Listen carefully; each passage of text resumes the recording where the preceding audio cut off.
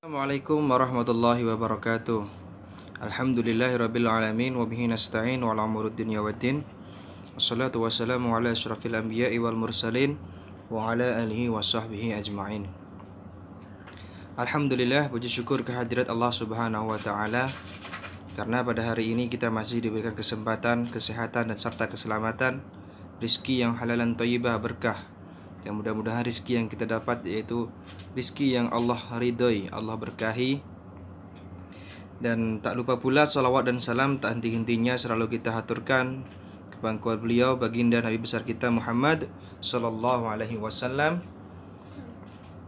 Mudah-mudahan salawat dan salam juga selalu tercurah kepada keluarga beliau, sahabat-sahabat beliau, serta kita juga mendapatkan syafaatnya di yaumul qiyamah kelak. Amin amin ya rabbal alamin. Apa kabar sahabat sejahtera berjamaah? Mudah-mudahan selalu dalam lindungan Allah Subhanahu wa taala, sehat walafiat ya. Di sini alhamdulillah saya sangat bersyukur sekali karena pada hari ini saya bisa menyapa sahabat-sahabat sejahtera berjamaah, dan sebentar lagi kita akan sharing atau berbagi tentang buku yang disusun oleh Ustadz Haji Abdul Somad LCMA. Ya, buku ini merupakan buku bestseller ya. 9 yang dengan judul 99 tanya jawab seputar salat. Sebagaimana hadis Rasulullah SAW, yaitu salatlah sebagaimana kalian melihatku salat. Hadis riwayat Al-Bukhari. Baik sahabat sejahtera berjamaah, di sini saya bukan untuk mengajari, tapi ini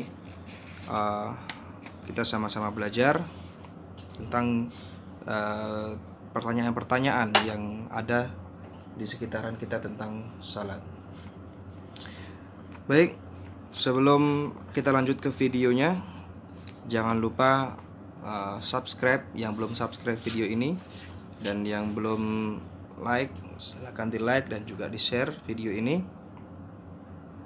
Dan mudah-mudahan Allah selalu berikan kesehatan dan keselamatan bagi sahabat-sahabat sejahtera berjamaah. Saya tidak dapat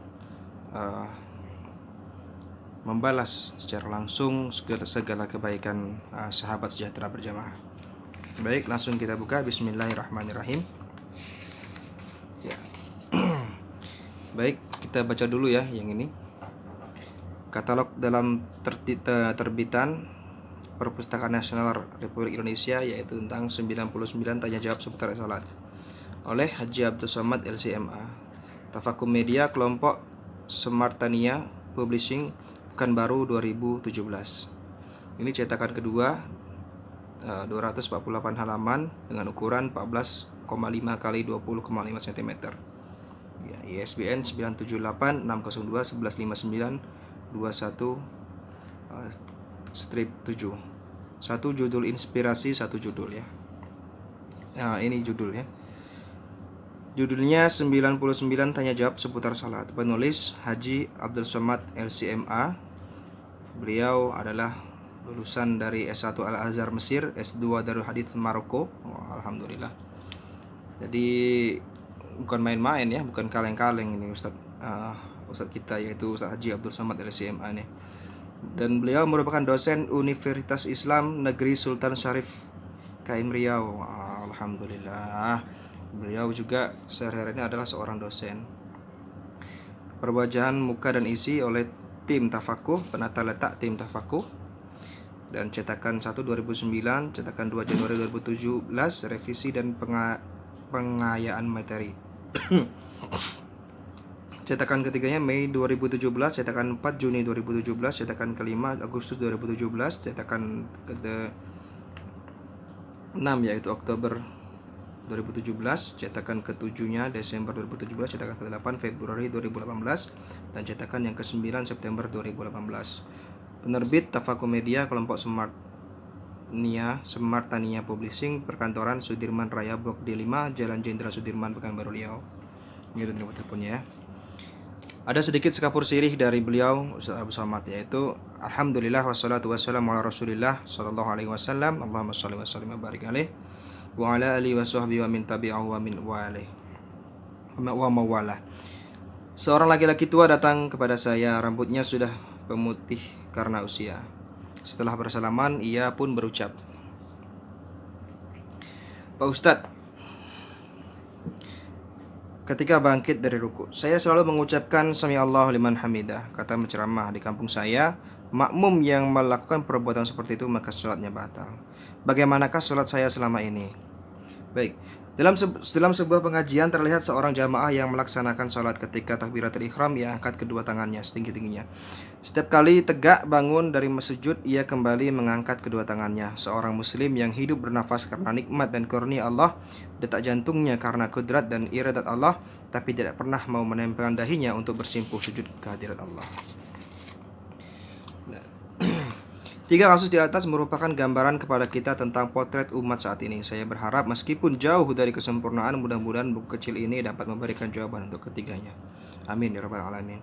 Saya kemas dalam bentuk tanya jawab untuk memudahkan pembaca. Biasanya ketika membaca pertanyaan, akal bekerja, ingin mencari jawaban. Saat itulah jawaban datang, mudah-mudahan lebih merasuk ke dalam hati dan akal. Amin. Saya sebutkan beberapa pendapat madhab bukan untuk mengacaukan amalan umat Islam ini, akan tetapi untuk mengetahui bahwa pendapat itu banyak dan masing-masing memiliki dalil. Ya. Sikap menghormati akan menguatkan ukhuwah umat ini. Buku kecil dan sederhana ini jauh dari kesempurnaan, masih perlu kritik yang membangun dari pembaca. Semoga menjadi bahan kritikan bagi para ulama, dapat menjadi inspirasi bagi para pemula, dan menjadi bekal amal ketika menghadap Yang Maha Kuasa. Amin ya rabbal alamin. Pekanbaru, Riau, Safar 1438 Hijriah atau bertepatan dengan 5 November 2016. Haji Abdul Somad LCMA. Masya Allah. Jadi buku ini bukan untuk mengacaukan ya. Kita sama-sama belajar, sama-sama sharing di sini.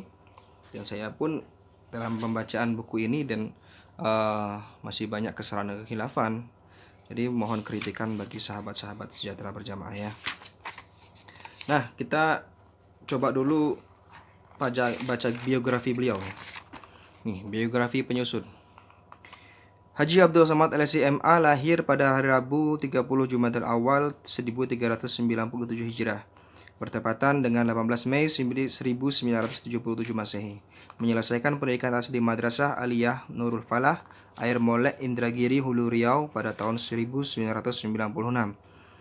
Memperoleh beasiswa dari Universitas Al-Azhar Mesir pada tahun 1998. Ya. Mendapat gelar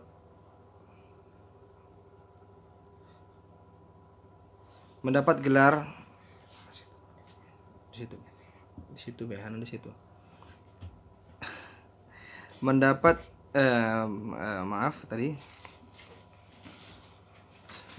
gelar lisensi S1 pada tahun 2002. Pada tahun 2004 memperoleh beasiswa dari AMCI, Agensi Marocain Cooperation International. Mendapat gelar diploma Etudes Superior Approfondi. Saya tidak begitu lancar bahasa Inggris ya. S2 di Dar Al-Hadith Al-Hasaniyah Institute, sebuah institut pendidikan Islam ya. Pendidikan Islam khusus hadis yang didirikan oleh Raja Hasan II, Raja Maroko di Rabat pada tahun 1964. Anggota Komisi Pengkajian Majelis Ulama Indonesia Provinsi Riau periode 2009-2013. Anggota Komisi Fatwa Majelis Ulama Indonesia Kota Madya Pekanbaru periode 2012-2017. Anggota Komisi Pengembangan Badan Amil Zakat Provinsi Riau periode 2009 sampai 2013. Dosen Universitas Islam Sultan Syarif Kasim Riau sejak 2008 sampai sekarang. Mengasuh tanya jawab Islam di blog. Ini ada kalau ingin masuk blognya ya, www.somadmaroko.blogspot.com. Kajian keislaman dalam bentuk MP4 dan MP3 dapat diakses di www.tafakuhstreaming.com. Alhamdulillah, beliau sudah banyak sekali ya cara-caranya untuk berdakwah, sedangkan kita baru begini ya, baru mulai belajar satu persatu. Tapi mudah-mudahan Allah selalu mendampingi kita dalam setiap ibadah kita. Rasulullah SAW bersabda, "Salatlah kalian sebagaimana kalian melihatku salat." Hadis riwayat Al-Bukhari. Baik. Pertama yaitu apakah salat itu? Pertanyaan pertama yaitu apakah salat itu? Jawabannya, salat menurut bahasa adalah doa, doa atau doa bi khair, doa untuk kebaikan. Sedangkan menurut istilah syariat Islam adalah ucapan dan perbuatan khusus diawali dengan takbir dan ditutup dengan salam.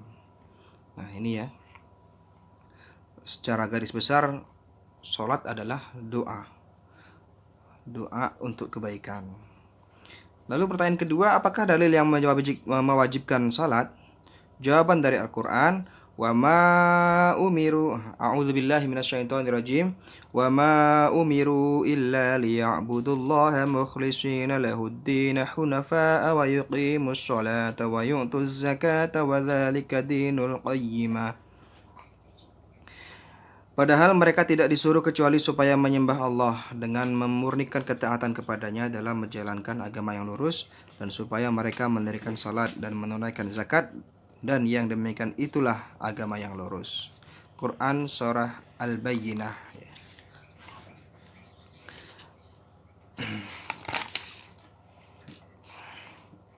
Lalu ada ayat lagi, a'udzubillahi minasyaitonirrajim, fa'aqimus sholata wa atuz zakata wa'tasimu billahi wa huwa maulakum fa ni'mal maula wa ni'man nasir. Maka dirikanlah sembahyang, tunaikanlah zakat, dan berpeganglah kamu pada tali Allah. Dia adalah pelindungmu, maka dialah sebaik-baik pelindung dan sebaik-baik penolong. Quran Surah Al-Hajj. Dan banyak ayat-ayat lainnya yang dan dalil hadis Rasulullah SAW. Jadi selain dua ayat ini tadi, masih banyak ya ayat-ayat yang memerintahkan tentang sholat. Ada di dalam Al-Quran, dan ini pun ada dalil hadis dari Rasulullah SAW. An Ibni Umar anin Nabi sallallahu alaihi wasallam qala, buniyal Islamu ala khamsatin ala ay wahadallahu wa iqamis salata wa ita'iz zakati wa siyami wa ramadana wal haji. Dari Abdullah bin Umar dari Rasulullah SAW, beliau bersabda, agama Islam itu dibangun atas 5 perkara: agar mentauhidkan Allah, mendirikan sholat, menunaikan zakat, melaksanakan puasa Ramadan, dan melaksanakan ibadah haji. Hadis riwayat Al-Bukhari dan Muslim. Tentunya masih banyak-banyak sekali ya hadis-hadis yang mewajibkan untuk kita sholat. Bilakah sholat diwajibkan? Ya, bilakah? Bahasa Melayu biasanya ini ya. Kapan? Sejak kapan? Sejak kapan sholat diwajibkan? Jawabannya adalah sholat diwajibkan 5 waktu sehari semalam sejak peristiwa Isra dan Mi'raj Rasulullah SAW. Allahumma sholli wa sallim wa barik alaihi. Berdasarkan hadis An Anas bin Malik qala furidat ala Nabi sallallahu alaihi wasallam, Allahumma sholli wa sallim wa barik alaihi, lailata usriya bihi sholawatu khamsina thumma nuqisat hatta ju'ilat khamsan thumma nudiya ya Muhammad innahu la yubaddalul qawlu ladayya wa inna laka bihadhil khamsi khamsina. Yang artinya dari Anas bin Malik, ia berkata, salat diwajibkan kepada Rasulullah SAW, Allahumma sholli wa sallim wa barik alaihi, pada malam ia diisrakan. Salat itu ada 50, kemudian dikurangi hingga dijadikan 5. Kemudian Rasulullah SAW, Allahumma sholli wa sallim, dipanggil, wahai Muhammad, sesungguhnya kata yang ada padaku tidak kuganti. Sesungguhnya untukmu dengan 5 salat ini ada 50. Hadis riwayat At-Tirmidzi. Imam At-Tirmidzi berkata hadis hasan sahih. Jadi pertama kali salat diwajibkan itu ketika Rasulullah SAW Isra dan Mi'raj ya. Yaitu peristiwa Isra Mi'raj. Dan jangankan tentang salat ya, mungkin tentang Isra Mi'raj saja banyak yang tidak percaya pada saat itu. Dan bukan hanya orang kafir saja yang tidak percaya pada saat itu, dan hampir orang muslim pun ada yang tidak mempercayai peristiwa Isra Mi'raj itu. Namun sahabat Rasulullah SAW yaitu Abu Bakar As-Siddiq radhiyallahu an mempercayai apa yang dikatakan oleh Rasulullah SAW. Beliau orangnya sangat simpel ya, Abu Bakar As-Siddiq radhiyallahu an. Jadi beliau itu berkata kepada kaum kafir ya, yang menanyakan, yang memberitahu kepada Abu Bakar bahwa Nabi Muhammad itu sepertinya sudah gila, gitu kan. Muhammad itu sudah gila karena dia bercerita dia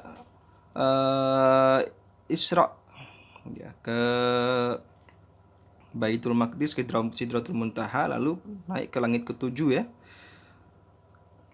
Jadi banyak yang tidak percaya, dan Abu Bakar As-Siddiq dengan mudah beliau menjawab dengan simpelnya bahwa apapun yang keluar dari Nabi Muhammad ya, yang dibilang Nabi Muhammad Shallallahu Alaihi Wasallam, saya percaya. Jadi beliau orangnya sangat simpel sekali ya, tidak mudah tergoda, tidak mudah emosi ya, tidak mudah kebawa amarah atau pengaruh-pengaruh dari, apalagi dari kaum kafir. Jadi dengan sangat mudah beliau mengatakan bahwa apapun yang keluar dari Nabi Muhammad, apapun yang dikatakan oleh Nabi Muhammad, saya 100% percaya. Masya Allah. Jadi itu adalah pertama kali sholat diwajibkan ya. Jadi ini hadisnya. Terus pertanyaan yang keempat, bilakah seorang muslim mulai diperintahkan melaksanakan sholat? Nah, ini kapan seorang muslim diperintahkan melaksanakan sholat? Jawabannya adalah seorang muslim wajib melaksanakan sholat ketika ia telah baligh dan berakal. Akan tetapi sejak dini telah diperintahkan sebagai proses belajar dan latihan, sebagaimana hadis yaitu muru auladakum bis salati wa hum abna'u sab'i sinina wadribuhum 'alaiha wa hum abna'u 'ashri sinina wa farraqu bainahum fil madaji'. Perintahkanlah anak-anak kamu agar melaksanakan sholat ketika mereka berusia 7 tahun. Pukullah mereka ketika mereka berumur 10 tahun. Pisahkan tempat tidur mereka. Hadis riwayat Abu Daud. Jadi begitu ya. Jadi mulai sejak kapan anak-anak diperintahkan untuk sholat ya? Ketika umur 7 tahun minimal ya. Umur 7 tahun itu sudah diperintahkan untuk sholat. Dan selalu diajak ya. Sebenarnya ketika balik, namun selalu diajak untuk berproses agar tidak kaget nantinya atau terkejut ya, tiba-tiba kita langsung mengajak sholat, jadi tidak ada belajar sama sekali. Nah itu nanti akan sangat susah bagi anak kita nantinya. Baik sahabat sejahtera berjamaah, mungkin pertemuan kita pada hari ini, pada video kali ini cukup sekian dulu. Esok kita akan sambung pertanyaan yang kelima dari buku tentang 99 tanya jawab seputar salat. Jazakallahu khairan katsira. Subhanakallahumma wabihamdika asyhadu an la ilaha illa anta astaghfiruka wa atubu ilaik. Wassalamualaikum warahmatullahi wabarakatuh.